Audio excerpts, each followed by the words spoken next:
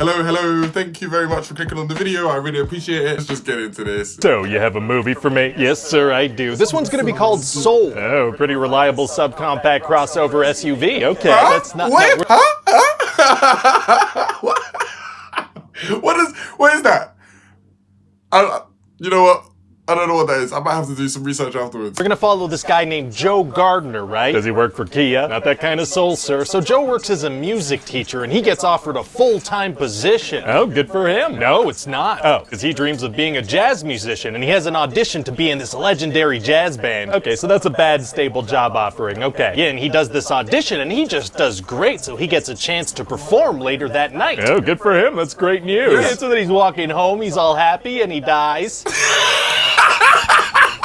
What? He dies. He falls into an open manhole. The way you just said it like that. Oh my goodness. That was so nonchalant. Look at his face. Later that night. Oh, good for him. That's great news. So then he's walking home, he's all happy, and he dies. What? He dies. He falls into an open manhole and he's deceased now. He's a dead guy. What do you mean? Well, he fell and died immediately, so probably some head trauma, something like that. Maybe his neck snaps. He dies immediately, so it's got to be pretty traumatic, you know? Dead on impact. Oh my God. And so his soul's on this conveyor belt thing now because of the fatal trauma.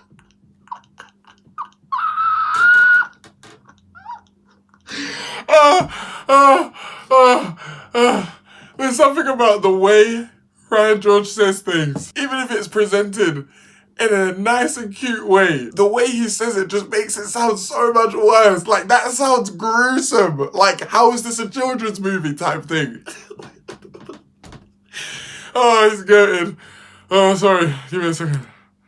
Okay. Traumatic, you know, dead on impact. Oh my God. And so his soul's on this conveyor belt thing now because of the fatal trauma. Right, okay. Yeah. What is happening? Well, he's a dead guy now, and his soul's headed to the great beyond, so he starts freaking out. Yeah, understandable. And there are a bunch of other souls on their way there, too. Just anyone who died on Earth in that instant. Well, they must all be freaking out. No, literally all the other souls are cool with this. They're all just pretty much chilling. Not one other soul is freaking out about being dead. No, sir. And so Joe is panicking, but he's stuck on this conveyor belt thing, and it's moving. Well, it's gonna be tough for him to get out of the afterlife system for bringing people to the great beyond. Actually, it's gonna be super easy. Barely an inconvenience. Oh, really? Why did I mess that up? I hate messing that up. Pushes through this force field barrier thing and he escapes. He just pushes his way out? He does, yeah. And so then this soul counting accountant, Terry, is like, that's weird. The soul count is off. That never happens. So nobody that's ever died has panicked and tried to push their way out. No, guess not. So then Joe falls into this place called The Great Before. And what's that place? It's this place where these Picasso drawing soul counselors prepare souls for life on Earth by giving them personalities. It's both very peaceful and hauntingly disturbing. Oh. So Joe finds out about this thing called the Earth Portal where the souls can go once they have their Earth pass. So what does Joe do? Well, he pretends to be a mentor, which are these people that help souls find their spark, which is what they need to get an Earth pass. Okay. So he goes to this orientation seminar and he learns all about how souls are given their personalities. Like one of them is a manipulative megalomaniac who's intensely opportunistic. Why would this place intentionally make people like that? Unclear. So then Joe gets mistaken for this Nobel Prize winning child psychologist because he took his name tag. So what happens to that doctor's actual soul? Probably best not to think about that. So Joe gets assigned a soul named 22. And what's 22's deal? Well, 22 doesn't want to go to Earth, and none of her famous mentors have been able to help her find her spark. Oh, famous mentors, huh? Yeah, like she's had Mother Teresa, Abraham Lincoln, Marie Antoinette, who is just ahead, by the way, because she was decapitated. Right. So souls carry their fatal wounds with them? Does that mean that Abe Lincoln has a big hole in the back of his head? Oh, yeah, I guess. It's gonna be a fun cutaway gag, though. Oh, cutaway gags with horrifying implications are tight. Anyway, so then they go to this place called the Hall of Everything to try to find 22's spark. Okay. And Joe tries to give her some pizza, like maybe she'll be into cooking or baking, but she can't smell or taste it. So she's like, meh, she can't taste or smell. Now see, the whole place is like hypothetical, so senses don't exist. But they're looking at each other, right? Using their sense of sight. So anyway, then they go to this place called the Zone. And this is where people go when they get into like a flow state or a traumatic sense of sight. Dang it. So anyway, then they go to...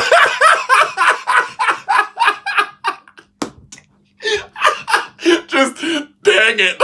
Just a simple dang it. I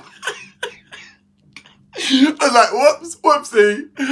This place called The Zone. And this is where people go when they get into like a flow state or if they're meditating. Oh, interesting. And so they go talk to this guy Moonwind who's in there. And how did he get there? In a way that hopefully only parents will understand. Gotcha. And so his body is actually physically in New York, just a couple of blocks away from where Joe's body is. He could have been anywhere on the planet, but he's a couple of blocks away from them. Yeah, that works for me. Okay, thank God. So then he does this ritual thing, and then this is gonna turn into a body swap comedy for quite some time. What? Yeah, Joe's soul goes into a cat's body, and 22 goes into Joe's body. Well, what happens to the cat? Oh, well, we're gonna cut away and show that the cat's soul is headed to the great beyond, so it's gonna be pretty funny. The main characters just killed a cat, but in a funny way. So then Joe and 22, they start freaking out about it. Isn't Joe's body, like, severely injured? No, he's all good now, but he fell so hard that he died. Well, technically, his soul is in a holding pattern, but yeah. Right, so he's gotta have, like, a cracked skull or a broken bone. No, he's all good now. Okay. So then they go see that conveniently placed Moonwind guy, and he's like, I can do a ritual to put Joe's soul back into his body before the big jazz show tonight. Oh, wow.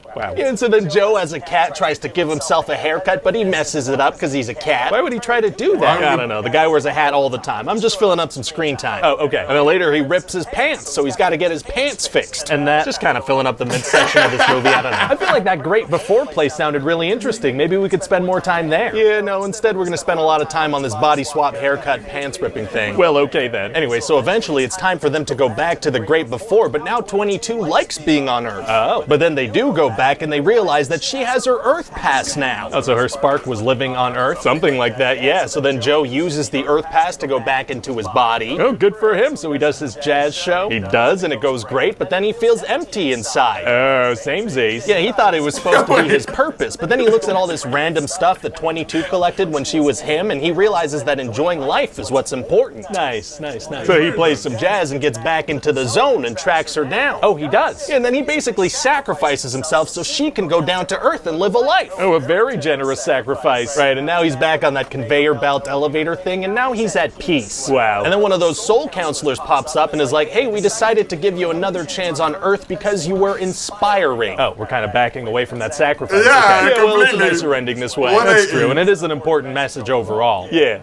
Wait, what do you mean? Well, I think it's important for kids to understand that, you know, their loved ones that died, first of all, didn't try hard enough to come back and also weren't inspiring enough. Oh, that's not a very nice message. Okay, so what do you think? Well, it sounds like an interesting movie. I'm just kind of wondering what happened to the body of that dead cat. All right, well, actually, when Joe goes back into his body, we're going to see that the cat is back too. What? I mean, they say the cats have 9 lives, so it kind of works. So we're saying that whenever a cat loses one of its 9 lives, its soul is replaced by a completely different soul. Like the body keeps living, but the soul is just replaced entirely. Oh, please stop finding horrifying implications in my cutaway jokes. Are we going to explain the 9 lives thing, or the cat's just going to be alive again? The second option. Feels like people are going to have some questions about that. I don't think so, but maybe, but probably. Well, if they do, we can explain it online or something, but they're going to get it.